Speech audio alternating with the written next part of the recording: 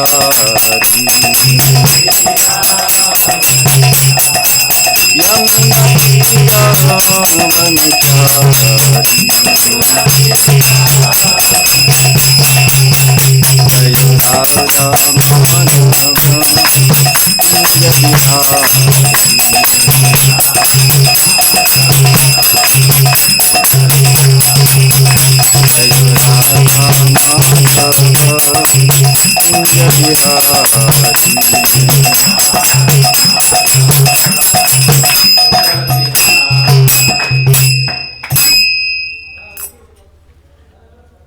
ओम नमो भगवते वासुदेवाय। ओम नमो भगवते वासुदेवाय। ओम नमो भगवते वासुदेवाय। नारायणं नमस्कृत्य नरं चैव नरोत्तमं देवीं सरस्वती व्यासं ततो जयमुदीरये। नष्टप्रायेषु भद्रेषु नित्यं भागवत सेवया भगवती उत्तमा श्लोके भक्तिर्भवति नैष्टिकी। कृष्णाय वासुदेवाय देवकी नंदनाय च नंदगोपकुमाराय गोविन्दाय नमो नमः। ओम अज्ञानतिमिरन्धस्य ज्ञानाञ्जनशलाकया चक्षुरुन्मिलितं येन तस्मै श्रीगुरवे नमः। श्रीचैतन्यमनोभीष्टं स्थापितं येन भूतले स्वयं रूपा कदा मह्यं ददाति स्वपदान्तिकं। वन्देऽहं श्रीगुरोः श्रीयुतापदकमलं श्रीगुरुं वैष्णवांश्च श्रीरूपं साग्रजातं सहगना रघुनाथान्वितं तं सजीवं साद्वैतं सावधूतं परिजनसहितं कृष्णचैतन्यदेवं श्रीराधा कृष्णपदा सहगना ललिता श्रीविशाखान्वितं च। नमो विष्णुपदाय कृष्णप्रेष्ठाय भूतले श्रीमते भक्तिवेदांत स्वामिनिति नामिने। नमस्ते सरस्वती देवे गौरवाणी प्रचारिणे निर्विशेष शून्यवादी पाश्चात्यदेशतारिणे। वाञ्छाकल्पतरुभ्यश्च कृपा सिन्धुभ्येव च पतितानां पावनेभ्यो वैष्णवेभ्यो नमो नमः। नमो महावदन्याय कृष्णप्रेमप्रदायते कृष्णाय कृष्णचैतन्यनामिने गौरद्विषे नमः।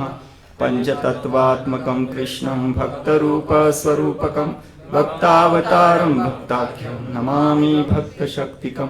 हे कृष्ण करुणा सिन्धु दीनबन्धु जगत्पते गोपेश गोपिकाकान्त राधाकान्त नमस्तुते। तप्त कांचन गौरांगी राधे वृंदावनेश्वरी वृषभानुसुते देवी प्रणमामि हरिप्रिये। जय श्री कृष्ण चैतन्य प्रभु नित्यानंद श्री अद्वैत गदाधर शिवासादि गौर। हरे कृष्णा कृष्णा कृष्णा हरे हरे हरे राम राम राम हरे हरे। हरे कृष्णा। तो सभी भक्तों का स्वागत है इस नरसिंह देव के प्राकट्य भूमि में, जहाँ पे उनके प्रिय भक्त प्रहलाद महाराज उनके शब्दों को सही बनाने के लिए या अपने भक्तों का वचन रखने के लिए भक्तवत्सल भगवान श्री नरसिंह देव प्रकट हुए।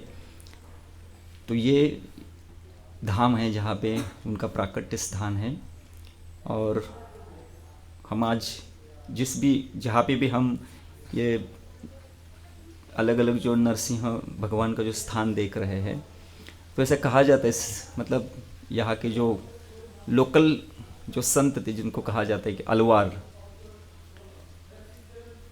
तो भगवान नरसिंह तो एक ही जगह पे प्रकट हुए थे, तो इतने 9 नरसिंह क्यों? तो ऐसे अलग अलग जो जैसे महाराष्ट्र में संत होते हैं, वैसे साउथ इंडिया में अलवार रहते हैं, अलवार उनको संत कहा जाता है। तो उनको दर्शन देने के लिए अलग अलग जगह पे भगवान नरसिंह देव प्रकट हुए थे। तो ये 9 नरसिंह इस तरह से होते, तो उनको दर्शन, किसी अलवार की इच्छा हुई मुझे इनके रूप में दर्शन चाहिए, इनके रूप में दर्शन चाहिए, तो इस प्रकार उन्होंने अलग अलग रूप में दर्शन दिया। तो ये प्रकट स्थली है, मतलब भगवान के आविर्भाव होने के बाद जब अलवारों ने इच्छा की कि हमें भी भगवान नरसिंह का दर्शन चाहिए, तो अलग अलग जगह पे दर्शन दे, इसलिए यहाँ पे 9 जगह पे वो भगवान के ऐसे 9 नरसिंह करके प्रसिद्ध है। तो ये बहुत ही प्रसिद्ध स्थान है, और इसको मतलब ये हमारा मतलब धाम यात्रा में आता है। जैसे श्री रूप गोस्वामी 5 जो महत्वपूर्ण अंग बताते उसमें से एक है धामवास। तो धाम के शक्ति को अगर हमें उसकी कृपा का अगर हमें प्राप्त करना है, तो बिना तपस्या से हम कभी धाम की शक्ति को प्राप्त नहीं कर सकते।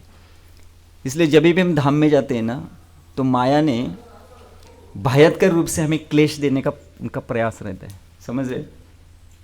भयंकर रूप से जब भी किसी भी धाम में आप जाएंगे ना, तो माया में भारी रूप से क्लेश देती है, और वो जरूरी है, क्योंकि जब सुविधा होती है, जैसे परम पूज्य राधानंद स्वामी महाराज हमेशा कहते हैं कि हम टिकट खरीदी करके टिकट को लेके हम धाम यात्रा नहीं कर सकते। हमेशा उनका एक पहला वो धाम यात्रा का जो भी क्लास देते तो पहले ये बताते, और वो सही है कि अगर आप में से किसी को लगेगा कि अरे मैंने तो इतना इतना फ़ी दिया, अभी मैं जाके धाम यात्रा करूँगा तो ये कभी पॉसिबल नहीं है, समझ रहे हैं?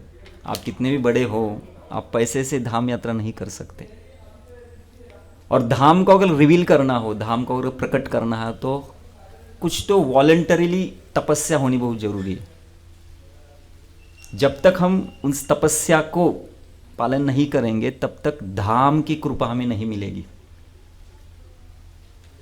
और धाम यात्रा करते, भक्तों की संगति में हम करते ना, तो अपने आप तपस्या हो जाती, करने की जरूरत नहीं है। जैसे रहने की तपस्या, स्नान की तपस्या, घूमने की तपस्या, प्रसाद की तपस्या, मच्छरों की तपस्या। अभी और आधा पौना घंटे के बाद आपको पता चलेगा मच्छर की शक्ति क्या है। रुकिए थोड़ा सा तो इन तपस्याओं को हमें हमारे शुद्धिकरण के लिए हमें स्वीकार करना बहुत जरूरी है। जब तक हम इनको स्वीकार नहीं करेंगे, तब तक धाम की कृपा हमें कभी नहीं मिलेगी। इसलिए अगर तपस्या न हो तो वॉलंटरीली हमें उसे एक्सेप्ट करना पड़ता है, और यहाँ पे स्वीकार करने की जरूरत नहीं, आपको अपने आप मिलेगा। तो इसको परम सौभाग्य समझिए। कभी भी हम धाम में जाते हैं तो हमारा कभी कंप्लेन नहीं होना चाहिए। पहला चीज़, धाम का एक यात्रा करने का मनोभाव होता है, उसमें कभी भी कंप्लेनिंग नेचर नहीं होना चाहिए, ऐसा है वैसा है, प्रसाद ऐसा है, रहने का ऐसा है, कभी नहीं करना है। ये मैनेजमेंट की तौर से नहीं बोल रहा हूँ मैं ये शास्त्र बताता है कि एक मैनेजमेंट लोगों को लगता है अच्छा से प्रभु जी अच्छा बोल रहे हैं कुणाल प्रभु की तरह नहीं। तो हमें इसको, जब तक हम अपने शरीर को तपस्या के मनोभाव में नहीं डालेंगे, तब तक धाम की कृपा हमें नहीं मिलेगी। और ये अपने आप हो जाएगा, हमें करने की जरूरत नहीं, अपने आप हो जाएगा। तो इसलिए जब भी हम धाम में जाते हैं तो एक प्रकार का मनोभाव होना बहुत जरूरी है। यात्रा आते हैं तो विशेष करके यात्रा में अलग अलग प्रकार के उद्देश्य होना बहुत जरूरी है। तो पहला उद्देश्य की यात्रा क्या होती है, यात्रा में हमारा मुख्य उद्देश्य क्या होना चाहिए, और उस उद्देश्य को हम कैसे सफल बना सकते हैं। पहला चीज़ तो हम यात्रा क्यों आते हैं। किरण प्रभु, आप यात्रा में क्यों आए? दर्शन करना। क्यों दर्शन करना चाहते हो? अच्छा, एक बार दर्शन करने से आपका शुद्धिकरण हो जाएगा, अगली बार आने की जरूरत नहीं है। ऐसा है नहीं, तो फिर यात्रा का उद्देश्य क्या है? एक्चुअली यात्रा में सबसे महत्वपूर्ण भाग क्या होता है? यात्रा का सबसे महत्वपूर्ण भक्तों का संग। किसके लिए? हाँ, श्रवण। यात्रा का सबसे महत्वपूर्ण भाग होता है श्रवण। इसलिए महाराज जी कहते हैं हमें धाम यात्रा आंखों से नहीं करना है। कैसे करनी है? कानों से करनी है। क्यों श्रवण जरूरी है? श्रवण की ऐसी क्या, मतलब श्रवण का क्या महत्व है? क्यों हम श्रवण करते? साधना भक्ति में पहला अंग श्रवण बताया गया है। क्यों करते हैं हम श्रवण? हाँ, क्या जाता है? आपका जाता है? प्रयास कर रहे हैं। क्यों श्रवण करते हैं?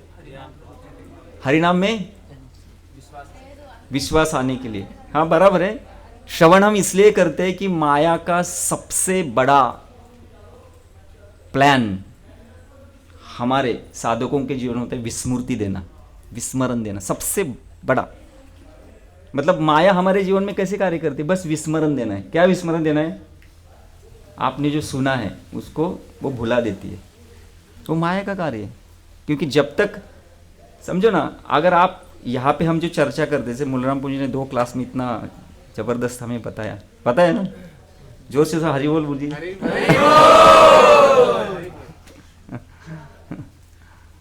तो अगर वो हम कभी नहीं भूलेंगे ना, तो आप कभी घर वापस नहीं जा सकते।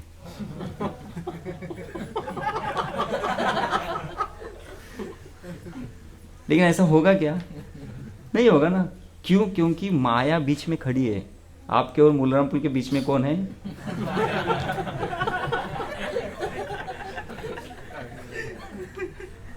तो जितना बताएंगे, अगर आप रिपीटेडली श्रवण नहीं करोगे तो निश्चित रूप से माया का विजय होने वाला है।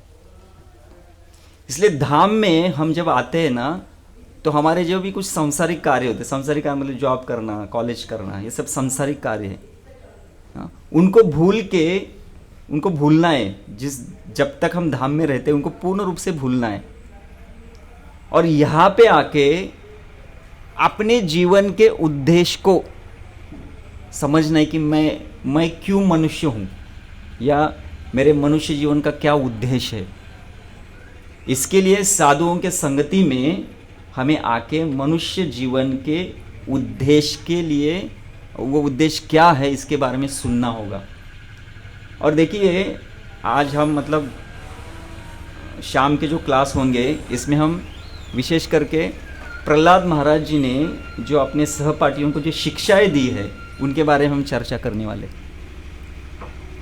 तो उसमें वो विशेष करके मनुष्य जीवन के बारे में ही बता रहे। तो जब हम धाम में नहीं रहते, धाम में देखो, आप धाम में रहेंगे ना, आप 24 घंटा भक्ति कर सकते हो, समझ रहे? लेकिन हम जब अपने रिस्पेक्टिव प्लेस में जाते हैं बाद में, तो क्या होता है, वो पार्ट टाइम हो जाता है। और पार्ट टाइम में भी हमारा पूरा ध्यान हमारे सांसारिक कर्मों में होता है। जब भी करते हैं तो अभी देखो ना, आपको आज के जप का और हम जब हमारे जहाँ पर रहते हैं वो जप, फायदा कुछ समझ में आया? आज का जप और वो जप, क्या फायदा कोई बता सकता है? कुछ तो अलग होगा। क्या हुआ? यस,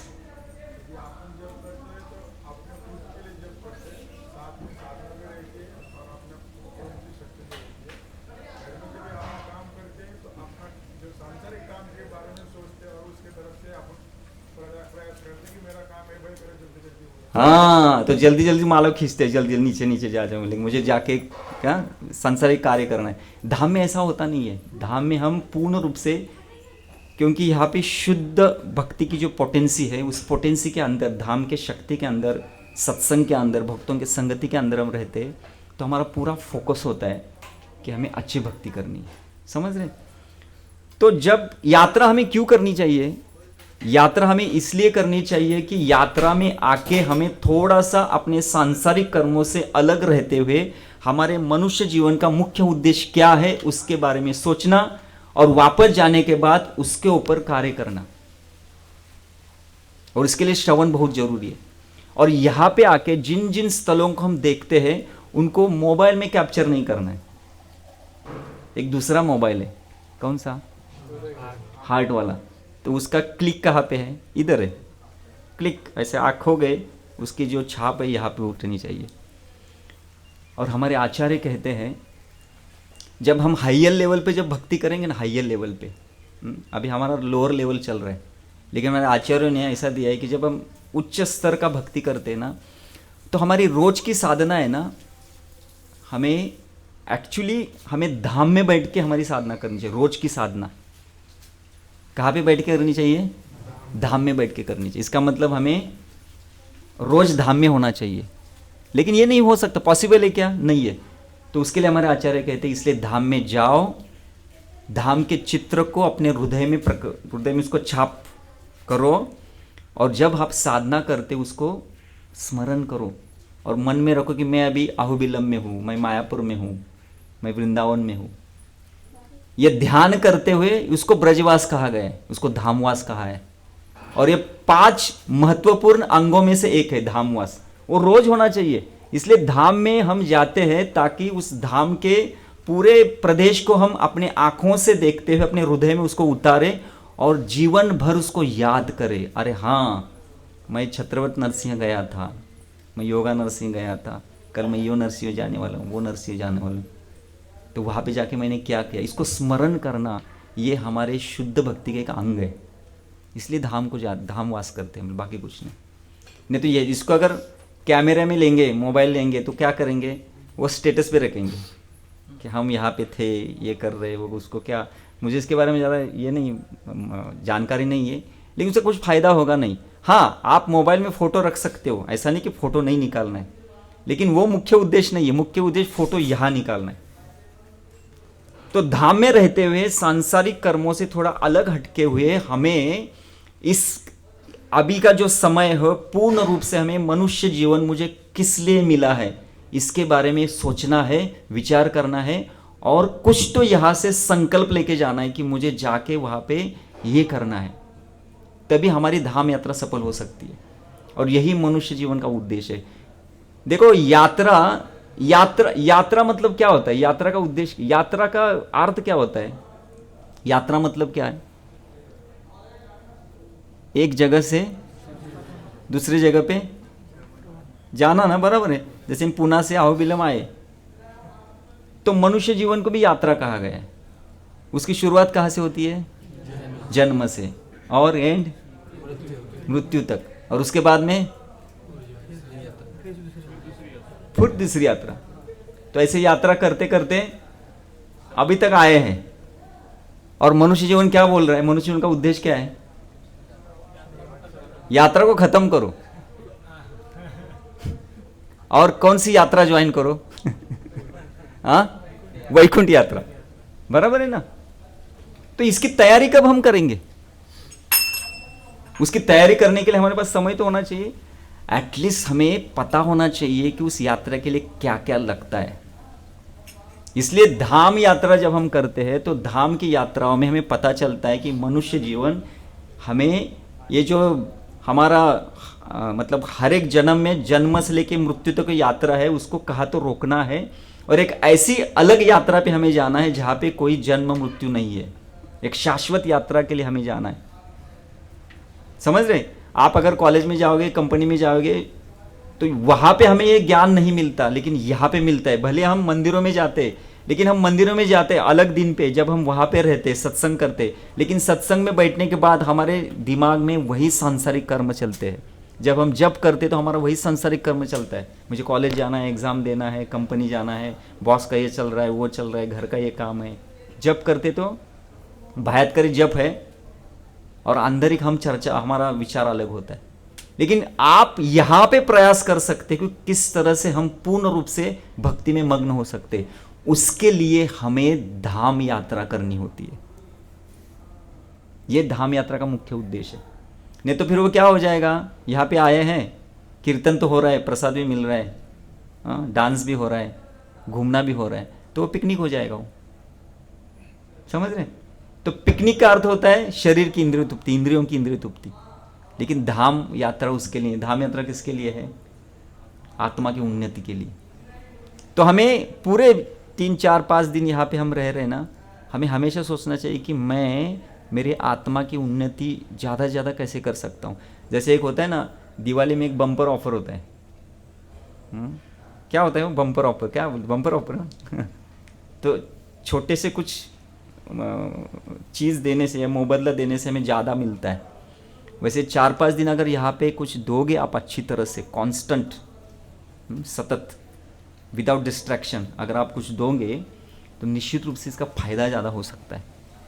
इसके लिए हम धाम यात्रा करते हैं, बाकी कुछ दूसरा उद्देश्य नहीं। तो हमारी विनती यही है कि इन 4-5 दिनों में उधर के विचारों को यहाँ मत लेके आइए। समझ रहे ना, हमारा प्रॉब्लम वही है। हम जहाँ पे रहते हैं ना वहाँ का विचार नहीं करते। विचार कहाँ का होता है? हम जहाँ से आए हैं। इसलिए देखो, पहले लोग झट से धाम में नहीं जाते थे। आज हम एक दिन में धाम में आए हैं, एक दिन में। समझ रहे? पहले लोग चलते चलते जाते थे। आप बोलेंगे प्रभु जी वहाँ पे ट्रेन ही नहीं थे, कोई व्हीकल ही नहीं थे, तो आते थे। वो तो था, लेकिन वो जो धाम यात्रा करते थे, वो धाम में पहुँचने के लिए कितने दिन लगते थे आपको पता है? महीना लगता था। तो वो क्या करते थे पता है? जैसे वो शुरुआत करते तो धाम का चिंतन करते थे। वो धाम का चिंतन करते करते करते करते करते करते धाम में जाने का जो मनोभाव है पूर्ण रूप से उनका प्राप्त होता था, और धाम में जाने के बाद पूर्ण रूप से धामवासी हो जाते थे। अभी क्या है, अभी हम यहाँ पे हैं, लेकिन अभी तक हमारा मन तैयार नहीं है। मन में वो विचार अभी वैसे ही है, अरे बाद में जाके वो एग्ज़ाम देना है, हाँ 1 तारीख को एग्ज़ाम है, 3-4 दिन के लिए तो आए हैं लेकिन उधर जाके मुझे एग्ज़ाम देना है। समझ रहे ना, मन अभी तक तैयार नहीं है। शरीर तो आया है, लेकिन शरीर से यात्रा नहीं होती, मन से यात्रा होनी चाहिए। समझ रहे ना। तो भले अभी टेक्नोलॉजी बढ़ गई है, एडवांस में इतना बढ़ गया है, ट्रांसपोर्टेशन फैसिलिटी है, हम बोलते झट से, कोई तो क्या करता है सुबह वृंदावन जाता है, शाम को वापस आता है। अभी क्या गया और क्या आया और क्या उसने देखा और क्या पाया वो उसको ही पता है। समझ रहे ना। तो अगर वृंदावन जाना है, किसी भी धाम में जाना है, तो मन में वो मनोभाव होना चाहिए। इसलिए धाम यात्रा करने से पहले 15 दिन धाम के बारे में सोचना चालू करना चाहिए, उनके बारे में श्रवण करना चालू करना चाहिए, तभी हमारा मन तैयार होता है, अरे मुझे धाम में जाना है। तो ऐसे धाम यात्रा होती थी। और पहले लोग जब तीर्थ यात्रा करते थे ना, तीर्थ यात्रा करने के बाद वो घर को वापस नहीं जाते थे। समझो आप आहुविलम आए ना, तो घर वाले बोलेंगे अभी ये वापस नहीं आएंगे। ऐसी तीर्थ यात्रा होती थी। इसलिए पूरा सब कुछ होने के बाद, मतलब उनकी सभी भौतिक इच्छाएं नष्ट हो गई, सब हो गया, उसके बाद बोलते थे अभी मेरा संसार में कुछ नहीं, मन नहीं लगता, अभी मैं निकला धाम यात्रा के लिए।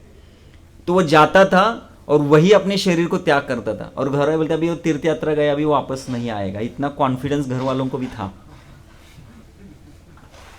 लेकिन अभी ऐसी यात्रा होती नहीं है। अभी बोलते बेटा जा रहा है लेकिन वापस आ जा।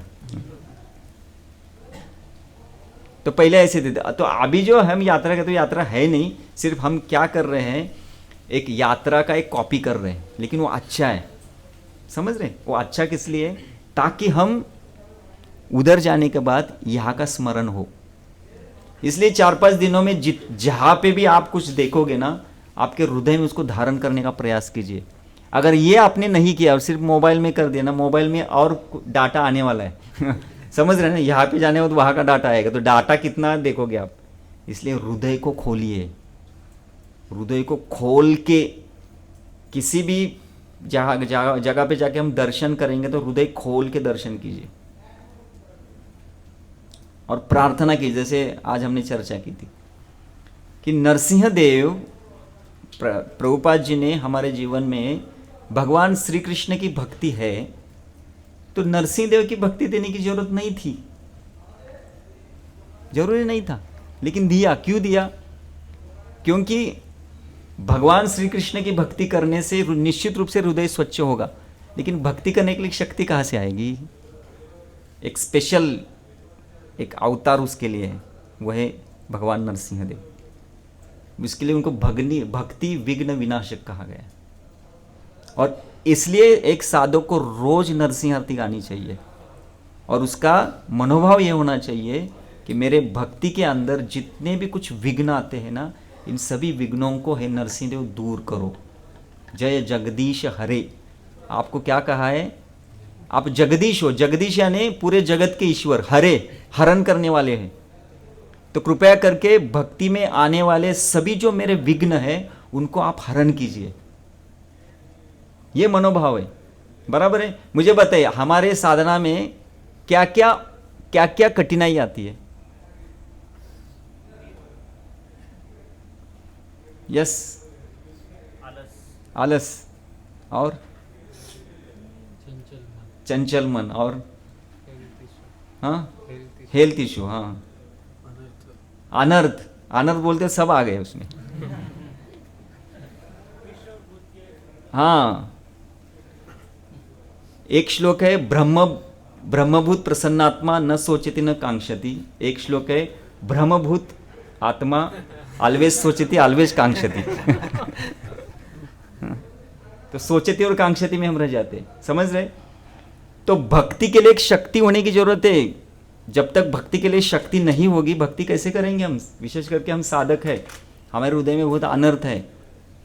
तो इसलिए प्रभुपाद जी को पता था, इसलिए नरसिंह देव हमारे जीवन में उन्होंने स्थापित कर दी कि नरसिंह आरती, नरसिंह प्रणाम, नरसिंह आरती। तो इसलिए आज जितने भी हम नरसिंह का दर्शन करेंगे ना, दिल खोल के प्रार्थना कीजिए। वो आरती में आपका पूर्ण रूप से ध्यान लगाइए। ये नहीं करेंगे ना तो ये पिकनिक हो जाएगी, हमारे हाथ में कुछ नहीं आएगा। हाँ, वह ते मराठीत म्हण आहे ना, तेली गेलं तुपी गेलं हाती दुपाटणं। तो वैसा कुछ हो जाएगा, समझ रहे? तो इतना हम 5 दिन का समय कितना होता है, इतने समय को निकाल के यहाँ पे आए हैं, तो हर एक क्षण हमारे लिए महत्वपूर्ण है। इसलिए यहाँ पे कोई भौतिक चर्चा नहीं होनी चाहिए। जब हम धाम में वास करते हैं ना, कोई भौतिक चर्चा नहीं होनी चाहिए, बिल्कुल नो प्रजल्प। महाराज जी ना, मैं उनका हर बार पहला प्रवचन सुनता हूँ, परम पूज्य राधानंद स्वामी महाराज। वो हमेशा, वो आप किसी भी यात्रा का पहला प्रवचन सुनिए, वृंदावन यात्रा हो, मायापुर यात्रा हो, जगन्नाथपुर यात्रा हो, उस प्रवचन में एक लाइन महाराज का होता है, वो बोलते हैं no gossip, no criticism and accept voluntarily austerity. महाराज जी का वाक्य है। और एक वाक्य और बोलते हैं कि बिना हरे कृष्ण महामंत्र के बिना हमारा सांस नहीं लेना चाहिए हमें, समझ रहे? देखो क्या पावरफुल। बोलेंगे क्या जरूर है इतना करने का? मतलब सांस भी लेना है ना, तो बिना हरे कृष्ण महामंत्र के सांस नहीं लेना है। इतना गंभीरता से जो व्यक्ति धाम वास करेगा ना, वो निश्चित रूप से धाम की कृपा को प्राप्त करेगा। और इसलिए श्रवण बहुत जरूरी है। इसलिए महाराज जी पूर्ण रूप से बताते, और पूरा यात्रा पूरा होने के बाद बोलते यात्रा पूरी नहीं हुई, अभी यात्रा शुरुआत होगी। अभी हम अगले साल की यात्रा की तैयारी करेंगे। तो इसलिए मेरी सबसे विनती है कि जितने भी 4-5 दिन हम यहाँ पे एकत्रित हैं, कोई भी प्रजल के पीछे मत पड़िए, मोबाइल के पीछे नहीं तो रहते ही, उनके बिना तो हम जी नहीं सकते, आपके बिना नहीं जी सकते वैसे, है ना? तो मोबाइल के बिना हम जी नहीं सकते, ठीक है, ज़रूरी है, लेकिन एटलीस्ट यहाँ पे तो उसके थोड़ा सा अलग रहने का प्रयास कीजिए। एक तो अच्छा है कि आप जब हम जाएंगे ना दर्शन के लिए वहाँ पे, तो वहाँ पे रेंज ही नहीं है, तो सबसे अच्छा है वो। हाँ, एयरटेल का है क्या? तो अभी एयरटेल का कार्ड चार्ज करके लीजिए फिर। तो उसको थोड़ा सा अलग रखना चाहिए, क्योंकि वो बहुत बड़ा डिस्ट्रैक्शन है। हाँ, गौरव एक क्लास में कहते हैं कि साधकों को आज तक कोई विचलित नहीं कर सका इतना ज़्यादा जो मोबाइल ने करके दिखाया। सबसे भयानक डिस्ट्रैक्शन मोबाइल की है। हाँ? तो इसलिए मेरा कहना है कि 4-5 दिनों में थोड़ा मोबाइल से थोड़ा हट के, जितना इम्पोर्टेंट हो उतना। और सबको पता है, देखो अभी तो जिस संसार को हम छोड़ के आए वो तो चलने वाला है, तो हम वहाँ पे ध्यान दे के फायदा क्या है? तो अभी जहाँ पे आए हैं वहाँ पे ध्यान देना बहुत ज़रूरी है। इसलिए यात्रा होता है। यात्रा का मेन उद्देश्य वो है कि पूर्ण रूप से फोकसली, अटेंटिवली, सीरियसली, सिंसियरली हमें यात्रा के हर एक क्षण का फायदा उठाना है। इसलिए ऐसे कहते हैं यात्रा में जो सोता है ना, धाम में जो सोता है वो समाधि होती है। बोलेंगे प्रभु जी अच्छा है तो हम ज़्यादा समाधि करेंगे। बताने का उद्देश्य है कि हम जो भी सोते हैं वो भी समाधि है। अगर सोना समाधि है तो चलना बोलना एक एक पाउल अगर हम स्टेप धाम में एक अश्वमेध यज्ञ के समान होता है। तो अभी 2-3 दिन हमको चलाने वाले बहुत, तो कितने अश्वमेध यज्ञ का फल मिलेगा देखो आपको। तो धाम में ना, धाम में आप सिर्फ समय को ना पूर्ण रूप से आध्यात्मिक चीजों में लगाइए, ये मेरा कहना है। अभी बातें नहीं करना है, बस फोकसली। और ये यात्रा ऐसा होना चाहिए, यात्रा करना है तो ऐसा होना चाहिए, नहीं तो फिर यात्रा का उद्देश्य क्या है? फिर बाकी के लोग भी पिकनिक के लिए आते हैं ना, और उनका एक ही उद्देश्य है दर्शन करो। दर्शन से कुछ होगा नहीं। दर्शन से हमें क्या समझ में आएगा? हमें सुनना पड़ेगा, हमें सुनना पड़ेगा। इसलिए श्रवण बहुत महत्वपूर्ण होता है। और मनुष्य जीवन का उद्देश्य एक यात्रा है। उस यात्रा, विशेष करके इस यात्रा में हमें सिर्फ आत्मा के कल्याण के लिए कार्य करना है। तो शरीर के ऊपर ज्यादा ध्यान नहीं देना है। तो शरीर को जो भी मिल रहा है, जैसे मिल रहा है, उसको स्वीकार करो हैप्पीली, और फोकस कीजिए कि किस तरह से मैं आत्मा का उद्धार कर सकता हूँ। क्योंकि ये इतना बड़ा ऑफर है कि आप इन 5 दिनों में बहुत बड़ी सुकृति कमा के यहाँ से जा सकते हो। और हम ट्रेन में वही चर्चा कर रहे थे कि आध्यात्मिक जीवन में माया के विरुद्ध लड़ने के लिए हमें शक्ति हमारे आध्यात्मिक सुकृति देती है। तो जिसके पास ये आध्यात्मिक सुकृति बलवान है, माया का हर एक जो आह्वान हमारी तरफ आता है ना, उसको हम पराभूत कर सकते हैं जब हमारे पास सुकृति बलवान होती है। जिसकी सुकृति बलवान नहीं होती है वो माया से हार जाता है। वो कितना भी संकल्प करता है, जैसे हम नए साल को संकल्प करते हैं लेकिन वो पूरा नहीं होता। क्यों नहीं पूरा होता? अरे किया, हमने संकल्प किया तो कुछ उद्देश्य से किया होगा ना। ऐसा आपने संकल्प किया था कि मैं हफ्ता भर ही करूंगा, नहीं हम बोले कि जीवन भर मैं इसको पालन करूंगा, नहीं होता नहीं है। संकल्प तो छोड़ो, हम बार बार हमेशा कुछ ना कुछ तो नया व्रत लेने का प्रयास करते, मैं ऐसा करूंगा, वैसा करूंगा, ये हो जाएगा, वो हो जाएगा, लेकिन पूरा नहीं होता। क्यों पूरा नहीं होता? क्योंकि माया हमारे बीच में एक बाधा है। और वो हमेशा जब भी आप कुछ अच्छा करने जाओगे वो अपनी शक्ति लगा लेती है, और हम हतबल है। इसलिए हमारे पास अपनी शक्ति कुछ नहीं है। हमें शक्ति कहाँ से लेनी पड़ेगी? आध्यात्म से लेनी पड़ेगी। उसको सुकृति कहा जाता है। तो धाम में अगर आप हर एक क्षण, जैसे सुबह प्रभु जी बता रहे थे और मुझे बहुत अच्छा लगा, मैंने प्रयास किया। प्रभु जी किधर गए? ग्राम हाथ अंदर डाल तो हरे कृष्णा हिलता है, अपने हिलता है ना, उनका वो साक्षात्कार है। माला हाथ में आ गई तो अपने आप जीवा हिलनी चालू करती है। माला निकाल तो जीवा बंद। अच्छी प्रैक्टिस है। तो आपके पास ये मौका है, एटलीस्ट 5 दिन शुद्ध भक्त का जीवन जीने का मौका है। उधर जाके क्या करेंगे वो बाद में, लेकिन यहां तो इसके ऊपर ध्यान दीजिए कि हमें क्या मिल रहा है, हमें क्या करना है। और ये यहां पे हो सकता है, वहां जाके सांसारिक कर्म में जाते हैं ना, हम सत्संग भी वहां पे करते हैं तो सत्संग में भी ध्यान नहीं लगता, लेकिन यहाँ पे ध्यान लग सकता है। क्योंकि हमारे पास अभी सुबह, दोपहर में, शाम दूसरा कुछ है ही नहीं, यही कार्य है, धाम यात्रा करने, बस एक ही उद्देश्य है। और मन ने भी तैयारी की है, समझ रहे ना। तो इसलिए किसी सांसारिक कर्म में, किसी बातों में, उसको प्रजल्प कहते हैं, प्रजल्प, या किसी के दोष देखना सबसे महत्वपूर्ण है कि जब हम धामवास करते हैं, धाम में अपराध नहीं करना है। और सबसे बड़ा अपराध है किसी का दोष मत करो, किसी का मजाक मत करो, किसी की चेष्टा मत करो, किसी को विचलित मत करो, किसी के ऊपर क्रोध मत करो, समझ रहे ना। और ज़्यादा से ज़्यादा वैष्णवों की सेवा करने का प्रयास करो। जितना हम वैष्णवों की सेवा करने का प्रयास करेंगे उतनी धाम की कृपा हमें मिलेगी। तो ये अगर हम यात्रा में करेंगे तो निश्चित रूप से ये यात्रा सफल हो सकती है, नहीं तो ये पिकनिक हो जाएगा और आए और गए, जैसे थे वैसे ही है। थोड़ा बहुत सुकृति मिलेगा क्योंकि यात्रा ऐसी खाली नहीं जाएगी, लेकिन जो होना चाहिए विशेष करके वो नहीं होगा। ठीक है। तो ये था यात्रा के बारे में थोड़ा सा इंट्रोडक्शन। तो अभी हम विशेष करके जो प्रहलाद महाराज जी ने अपनी असुर सहपाठियों को जो उपदेश दिए, ये आप ये श्लोक भी निकाल सकते हैं आपके मोबाइल में, अगर फोलियो रहेगा तो 7 कैंटो का 6 चैप्टर है, जहाँ पे प्रहलाद महाराज अपने असुर पार्टियों को ये उपदेश देते हैं। ये पहला श्लोक है और ये उपदेश इतने महत्वपूर्ण है ना, प्रहलाद महाराज जी ने इस भौतिक जगत की पूरी मतलब भौतिक जगत को नग्न रूप में प्रकट किया है, कुछ छोड़ा नहीं उन्होंने। अभी हम जब पढ़ेंगे तो आपको पता चलेगा। और उसके लिए थोड़ा सुनने के लिए आपका हृदय थोड़ा सा एकदम कैसा होना चाहिए, कठिन होना चाहिए। अगर सॉफ्ट हृदय हो जाए तो आपको अटैक नहीं आएगा लेकिन थोड़ा झटका लगेगा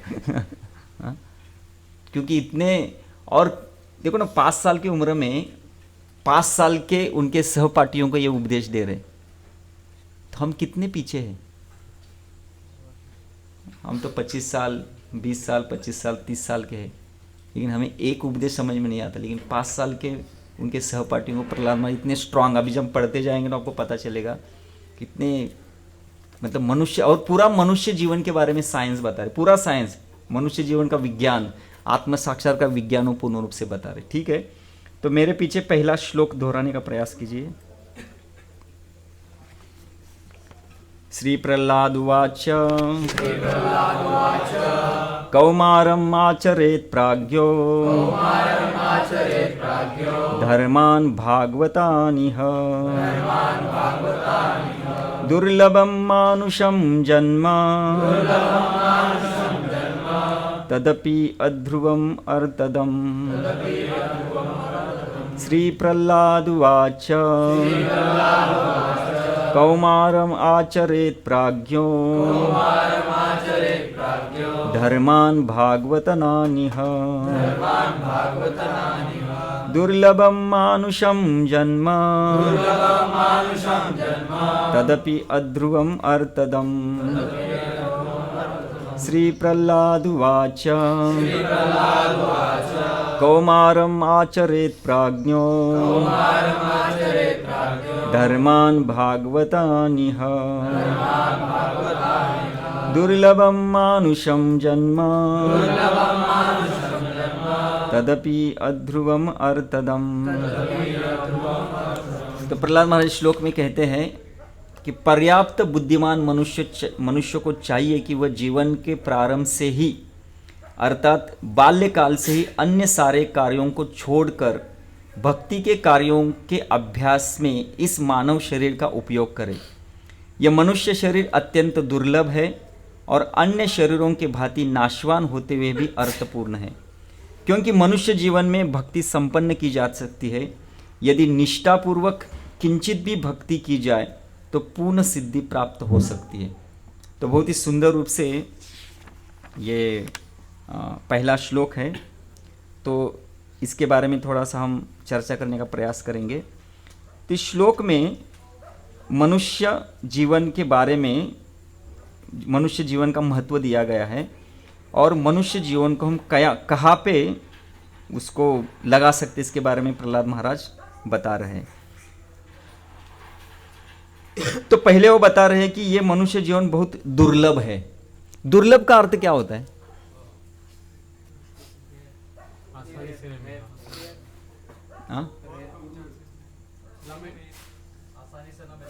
आसानी से न मिलने वाला मतलब क्या होता है? आसानी से मनुष्य जन्म आसानी से नहीं मिलता है।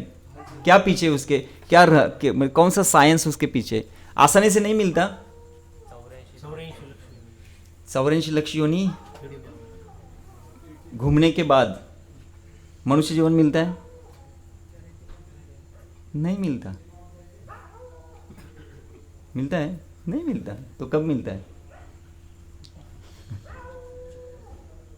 आपको पता है, मनुष्य जन्म तो छोड़ो,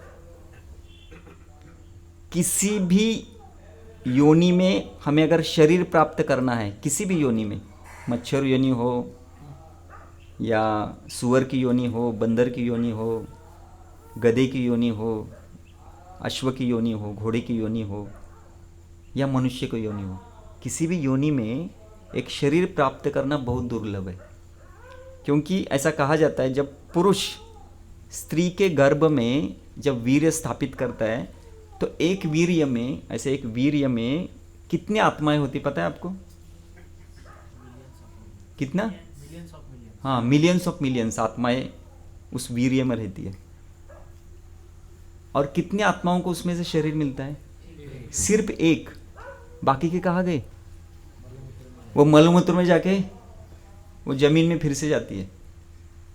विचार करो, उसको संधि थी शरीर मिलने की, और वही है, वही साइंस है। जब पुरुष स्त्री के गर्भ में वीर्य को स्थापित करता है, वहां से तो हमें शरीर मिलता है। तो एक मनुष्य छोड़ो, ऐसा हर एक में होता है, ऐसा ही है, हर एक योनि में ऐसा ही होता है। तो सिर्फ शरीर मिलना, तो मिलियंस ऑफ कितने, वो लाखों हजारों वो जीवात्माएं हैं, उनमें से एक को सिर्फ शरीर मिला है, बाकी सब माटी में चले गए। फिर वो माटी से जो अन्न बनता है वो अन्न में जाते हैं, अन्न जब पुरुष खाता है तो पुरुष के वीर्य में जाते हैं, फिर वीर्य उसमें से शरीर के, स्त्री के शरीर में स्थापित किया जाता है, उसमें से सिर्फ एक आत्मा को शरीर मिलता है। समझो ये शरीर जो मिला है ना, वो कितना दुर्लभ है। मतलब इसका मतलब अर्थ ये है, एक बार शरीर हमारा जाता है तो फिर कभी नहीं मिलेगा, इसको दुर्लभ कहते। नहीं तो ये बहुत आसान है, 84 लाख योनि घूमना है फिर मनुष्य जीवन। तो प्रभु जी थोड़ा सा 84 लाख योनि थोड़ा घूम के आता हूँ ना, थोड़ा घूम के आता हूँ, थोड़ा मज़ा देख के आता हूँ, क्योंकि गारंटेड है 84 लाख योनि घूमने के बाद शरीर मिलने वाला है। ऐसा नहीं है। इसलिए हमारे जो कुछ वर्तमान आचार्य है वो उदाहरण बताते, वो बोलते हैं कि एक लकड़ी का टुकड़ा है, उसको एक छिद्र है, लकड़ी के टुकड़े के छिद्र है, और वो लकड़ी का टुकड़ा एक समंदर में है, समंदर में तैर रहा है। तो ऐसे क्या मतलब, ऐसा हो सकता है कि कछुआ है, जिसको कछुआ हमेशा सांस लेने के लिए ऊपर आता है ना, तो समंदर में कछुआ सांस लेने के लिए ऊपर आ गया, और वो लकड़ी का टुकड़ा जिसको छिद्र है, तो वो अपने आप आ गया, उसने अपना मुंह ऊपर निकाला और उस टुकड़ा आ गया, वो छिद्र में से उस कछुआ ने अपना जो क्या बोलते हैं उसको, हाँ, सिर, मुख ऊपर निकाला। ऐसा कभी हो सकता है क्या? पूरा समंदर है और समझो एक बार हो गया, फिर क्या चांस है वही कछुआ वही लकड़ी एकत्रित हो सकती है? नहीं हो सकती। इसलिए हमारे संत कहते हैं, एक बार आपको मनुष्य शरीर मिला है ना, फिर नहीं मिलेगा बाबा, इसके ऊपर विचार करो, फिर नहीं मिलेगा। क्योंकि वो लकड़ी का टुकड़ा और वो कछुआ कहाँ जाएगा पता नहीं, तो हमारा नंबर कब आएगा हमें पता नहीं है। इसलिए अभी मिला है ना, तो दुर्लभ का अर्थ यह होता है, दुर्लभ मतलब ऑलवेज, नो ऑलवेज। दुर्लभ का अर्थ यह है, मतलब किसी एक को मिलेगा, सबको नहीं मिलेगा। तो इसलिए अभी मुझे मिला है, तो इसलिए प्रहलाद महाराज बोलते हैं, बाबा समझो आपको जो मिला है ना, हमारे पास क्या है ना, पहले इसके महत्व को तो समझो। या अभी मिला है बाद में नहीं मिलेगा, समझे। और हमें कौन सा शरीर मिला है? हमें मनुष्य शरीर नहीं मिला है।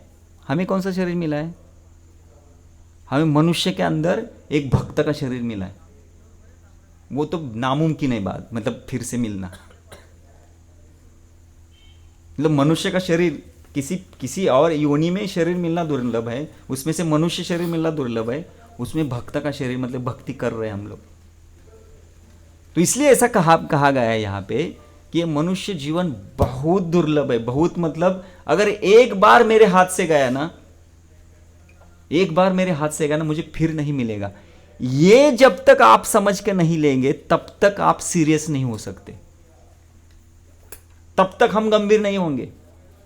लेकिन अगर आप बोलेंगे ना, है ना 84 लाख मिलेगा ना प्रभु जी, मुझे भी क्या ऊपर जाके जल्दी नहीं है, और भगवान ने तो मुझे बुलाया नहीं है, तो इतनी जल्दी जाके क्या करना है। और भौतिक जगत में इंद्रिय तृप्ति इतनी दी है, भगवान ने मेरे लिए इतना बनाया है, तो थोड़ा करके आता हूं ना। ऐसा नहीं है, ये हम कह सकते हैं। इसलिए शास्त्र को जब हम श्रवण करते हैं ना, इसलिए शास्त्रीय श्रद्धा को विकसित करना बहुत जरूरी है। कोई प्रवचन सुन के हमारी श्रद्धा बढ़ सकती है, उसको लौकिक श्रद्धा कहा गया। समझ रहे? जब कोई प्रवचन सुनते तो हमारा बैटरी एकदम चार्ज होता है, पूरा बैटरी फुल चार्ज। हाँ, लेकिन डिस्चार्ज होने को भी लगता है ना, फिर से वो प्रवचन ना मिला तो फिर जैसे थे वैसे। इसलिए शास्त्रीय श्रद्धा को विकसित करना बहुत जरूरी है। और इसलिए गुरु का मुख्य जो कार्य होता है, क्या होता है? गुरु का मुख्य कार्य होता है शास्त्र सिखाना। तो जहां पे हमें शास्त्र सीखना मिलता है ना, हमें लालायित होना चाहिए, वहां भागना चाहिए। उसको सत्संग कहा गया है। वो हमारा लौल्य होना चाहिए। मुझे शास्त्र सीखने को मिल रहा है, मुझे वहां पे जाना है। क्योंकि गुरु हमेशा अपने शिष्य का शास्त्रीय श्रद्धा बढ़ाता है, लौकिक नहीं। क्योंकि लौकिक श्रद्धा वो वातावरण से बढ़ती है। और कोई अच्छा प्रवचन सुना, कोई अच्छा संग मिला, कोई अच्छा वस्तु देखा, या वातावरण अच्छा है तो हम भक्ति करेंगे। वो निकाल दिया, फिर हम अपनी श्रद्धा पे आएंगे। और हमारी श्रद्धा क्या है? हमारी श्रद्धा यही है कि इंद्रिय तृप्ति करो। इसलिए शास्त्र के श्रद्धा को बढ़ाना बहुत जरूरी है। जिसकी शास्त्रीय श्रद्धा बलवान है, वो व्यक्ति किसी भी संघ में कहाँ पे भी रहेगा, उसको वातावरण मिले ना मिले, क्योंकि वो शास्त्र से मनोभाव प्राप्त करेगा। और जिसकी शास्त्रीय श्रद्धा मजबूत है, वो सत्संग को ढूंढेगा। किधर मुझे शास्त्र पढ़ना मिल रहा है, इधर मिल रहा है मैं वहां पे जाऊंगा, इधर मिल रहा है मैं वहां पे जाऊंगा। इसलिए देखिए ना, 5 साल का बालक हमें मनुष्य शरीर के बारे में बता रहे, कितना दुर्लभ है। एक शब्द है दुर्लभ, दुर्लभम मानुषम जन्म।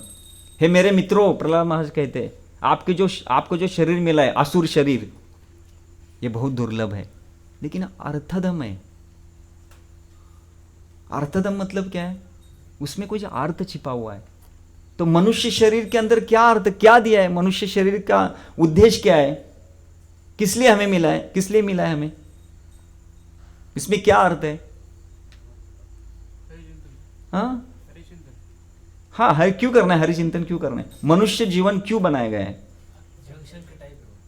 वो जंक्शन के समान है कि उसमें हम हमारे जीवन का उद्देश्य को समझते हुए प्राप्त कर सकते। समझ रहे? तीसरे स्कंद में एक जगह पे कपिल मुनि, जब वो जीव जो प्रार्थना करता है ना हृदय के गर्भ के अंदर, तो वहां पे मनुष्य शरीर को एक शब्द बताया गया। कौन सा शरीर बताया? दाम शरीर। दाम शरीर मतलब क्या है? ऐसा शरीर भगवान ने हमें दिया है जिसके ऊपर हम दमन कर सकते। अभी दमन क्यों करना है? लोग बोलते हैं, प्रभु जी मेरी मर्जी से मुझे जीने दो ना, आप मेरे स्वतंत्र इच्छा में क्यों आते हो? हमें थोड़ा सा, हम अभी स्वतंत्र हुए तो स्वतंत्र से जीवन जीने दो ना। आप जियो, हमें भी जीने दो, जियो और जीने दो। लेकिन भगवान ने हमें क्रिएट किस लिए किया है? हमारे हर एक इंद्रियों के ऊपर दमन करने की शक्ति सिर्फ किसको दी गई है? मनुष्य को दी है। क्यों दी गई है? ये पशुओं के अंदर नहीं है। पशुओं को दमन करने की शक्ति बिल्कुल नहीं है, ये मनुष्य को दी गई है। क्यों हमें दमन करना है बताइए? यस आदित्य,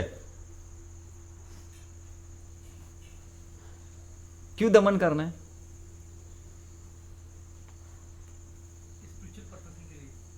हाँ? वही तो ना। अगर हम इंद्रियों को दमन नहीं करेंगे, उपदेश अमृत के एक वाक्य है, देखो प्रभुपाद जी हमेशा कहते, मैं हमेशा रिपीट करता हूँ, क्या है? जब तक हम गोदास से मतलब गोस्वामी नहीं बनेंगे, तब तक हम कृष्णदास नहीं बनते। भगवान ने मनुष्य शरीर को दाम शरीर बनाए, दमन करने वाला शरीर है, जिसके ऊपर हम आत्मा दमन कर सकता है, इंद्रियों के ऊपर पूर्ण रूप से दमन कर सकता है। इसलिए प्रभुपाद जी का प्रश्न पूछा, प्रभुपाद जी इंद्रिय निग्रह नहीं हो रहा है, हमसे इंद्रिय निग्रह नहीं हो रहा है प्रभुपाद। प्रभुपाद बोले, फिर आप तो पशु हो। वो तुरंत बोले, क्योंकि पशु इंद्रिय निग्रह नहीं कर सकता। तो आप बोले, प्रभु जी अभी मैं निग्रह करूंगा, आप पशु बोल रहे मुझे। और वैसा है। प्रभुपाद जी को एक बार प्रभु जी, प्रभुपाद हमारे अंदर डिटर्मिनेशन नहीं है। बोलिए तो पशु बोलता है, क्योंकि पशु के अंदर डिटर्मिनेशन नहीं है। वो अभी खा के गया जाएगा ना, फिर से उसको देंगे ना, फिर से खाएगा। मनुष्य विचार तो करेगा, अभी खाओगे तो डाइजेस्ट नहीं होगा, फिर पेट का प्रॉब्लम, विचार तो करेगा ना एटलीस्ट। ये पशु विचार नहीं करते। और पशु का ऐसा शरीर बना है, बंदर है ना, ऐसा खाता है, ऐसा विष्ठा छोड़ता है, उसके अंदर घूमता नहीं, खाया गया। उसको ऐसा शरीर दिया है क्योंकि डिटर्मिनेशन है ही नहीं है। लेकिन मनुष्य को दिया गया है, हमने उसको खोया है। क्यों खोया है? क्योंकि हर एक जन्म में हमने इंद्रिय तृप्ति का आश्रय लिया है। और साधु कौन होता है पता है? साधु हमेशा आपके इंद्रिय तृप्ति के बीच में आएगा। इसलिए लोग साधु से डरते, बोले मत जाओ वहां पे, तो आप भूल जाओगे आप कौन हो। और सही मात्रा में साधु भुला देता है कि आप कौन हो। इसलिए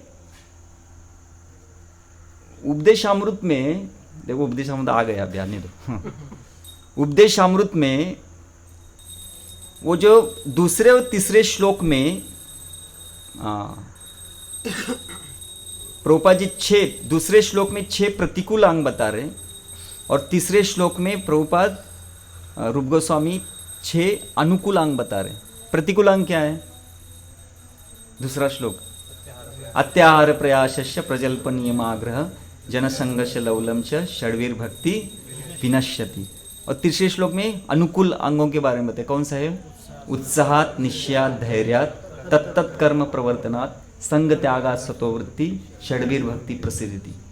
ये 6 और 6 में से सबसे महत्वपूर्ण प्राइम मूवर समझते? प्राइम मूवर वो घूमेगा तो सब घूमेंगे, वो बंद हो गया सब बंद हो गया। ये जो 6 क्वालिटी, 6 प्रतिकूल 6 अनुकूल, इसमें से सबसे महत्वपूर्ण अंग कौन सा है? सतोवृत्ति। सतोवृत्ति क्या है टिकेश्वर प्रभु? हाँ, साधु का संग। साधु एडवांस ही होते। साधु यानी बाय डिफॉल्ट एडवांस, उसको ही साधु कहा जाता है। नहीं तो फिर उसके सामने प्रोपर लेते भोंदू। बाय डिफॉल्ट साधु यानी बाय डिफॉल्ट एडवांस।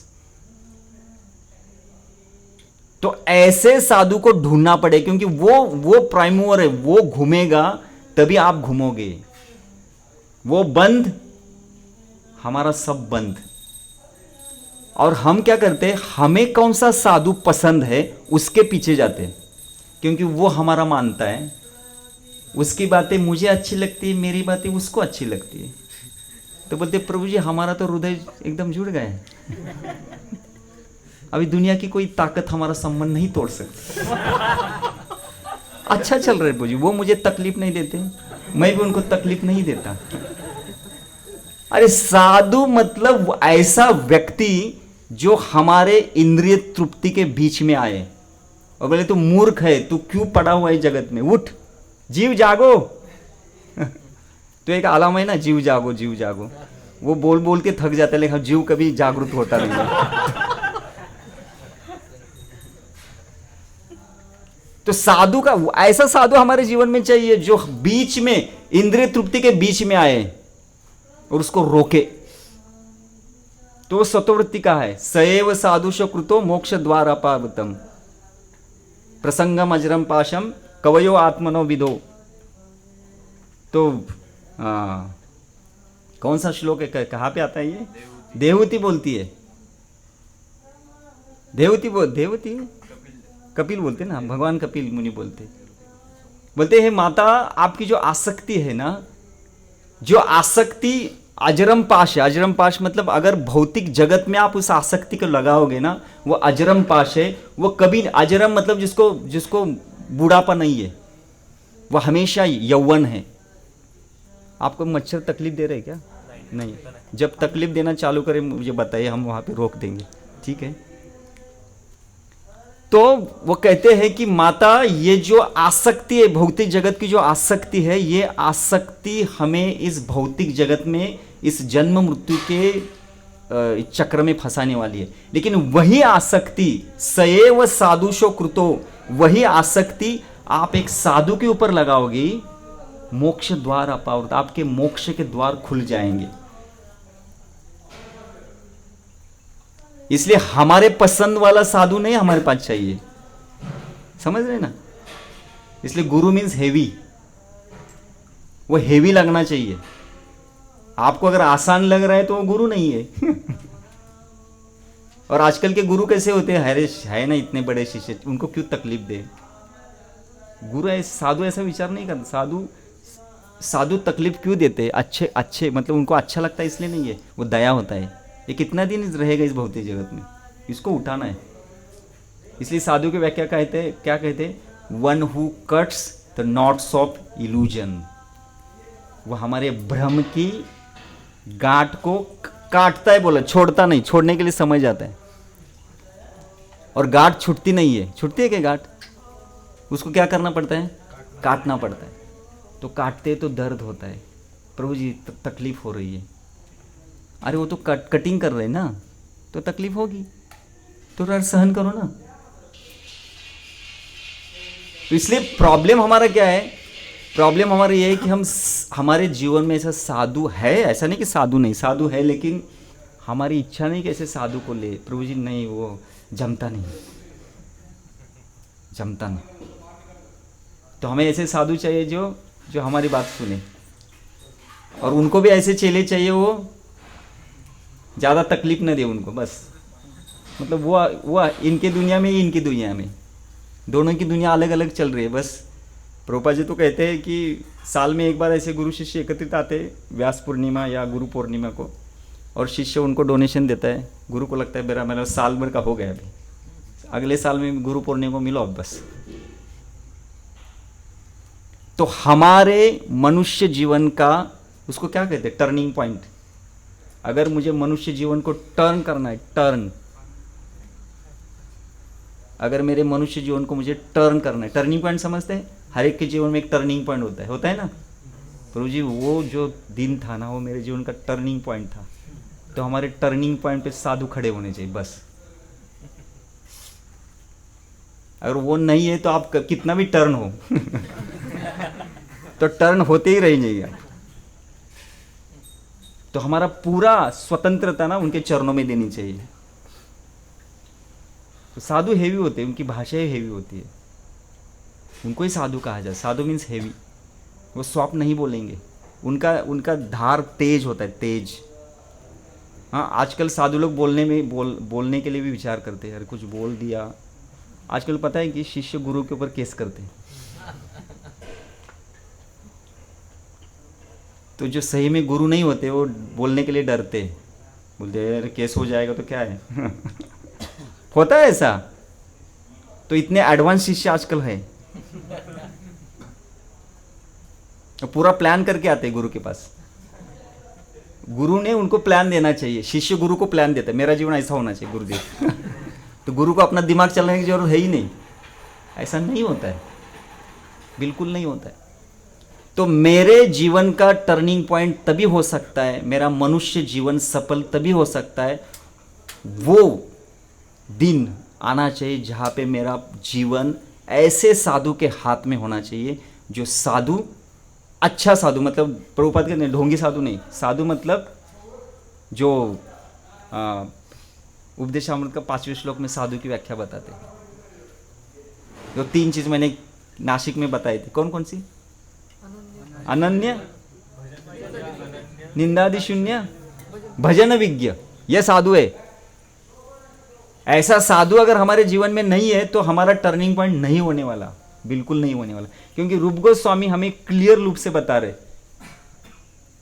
कि जो भजन विज्ञ है, भजन विज्ञ मतलब वो, उसको भजन का विज्ञान पता है, क्योंकि भजन से ही मेरा रिश्ता, मेरा संबंध भगवान के साथ मैं जोड़ सकता हूं। तो उस भजन वो निष्णात होना चाहिए, तभी हमें वो भजन सिखा सकता है। और अनन्य होना चाहिए, उसकी भक्ति भगवान के अलावा उसकी भक्ति किसी दूसरे के पास, दूसरे के लिए नहीं होनी चाहिए।